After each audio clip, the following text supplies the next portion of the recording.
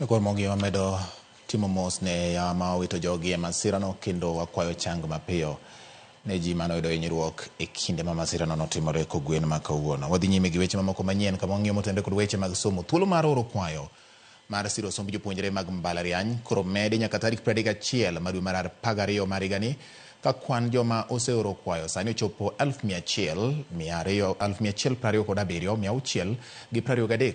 Jagoro mongirore migawo mar somo Bitis Nyangala olero mae kano ochopo e nyim komiti mar od bura mar lero matut ewi chenro manyien mar siro somb jopuonjre mag mbalariany. Nyangala bende olero ni jonyuol kod jopuonjre maneno ni oketgi e band ma ok owinjore kodgi mondo or kwayo mar loko chenro makama ne duol ma ochung' ne chenro mag siro somo mag mbalariany. Simfros Okinda duogo ka kod lero mathoth.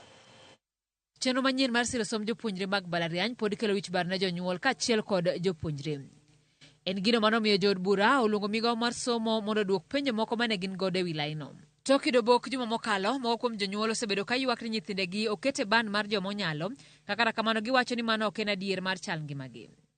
Nyangala oyango ne jood bura kolero ne jonyuol mani kod ywak makama mondo or kwayo e mbui mondo okonygi. There's a working appeal system, and we invite all the students who have issues to visit the portal www.hef.co.ke. Migawo mar somo bende oyango ni thuolo mar oro kwayo mar siro somo koro ochor nyaka giko higani, ka nyaka sani jopuonjre ma kwan gi 1,127 oseoro kwayo makamano. Given the challenges that some students have faced in applying for financial support, the deadline for student applications for funding is currently set at December 31st, 2024. Jod bura bende nodwaro ng'eyo gima migawono biro timo ponono ni japuonjre manochako somo kani kod nyalo oduogo yudore.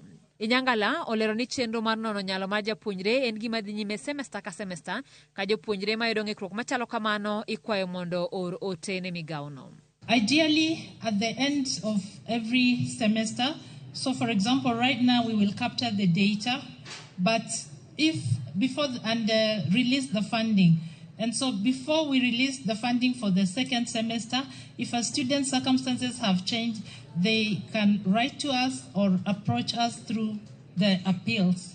Migawo mar somo kata kamano ywak kalure kod nok mar omenda e budget mar migawo mar somo kod rem e chenro magitiyo godo e yango nond jopuonjre gino makelo ng'ikruok e chenro mage. The first one is the accuracy of the MTI in determining the level of need relies heavily on the information provided by the applicant. Many applicants have been using cyber cafes and depending on the operators to submit their applications, often without thoroughly verifying that the information is correct. Our children have declared that 80% of the 125,000 who applied are from single mothers. Yes, and 70% have declared that their families earn 5,995 and less. So we are dealing with issues of accuracy with data. Mbalariany duto ijiwo mondo kik riemb japuonjre moro amora mapok ochulo bath omenda ma nyuol onego chul, kaka kamano jonyuol ijiwo mondo kik skunde lor kapok gitieko chudo makamago.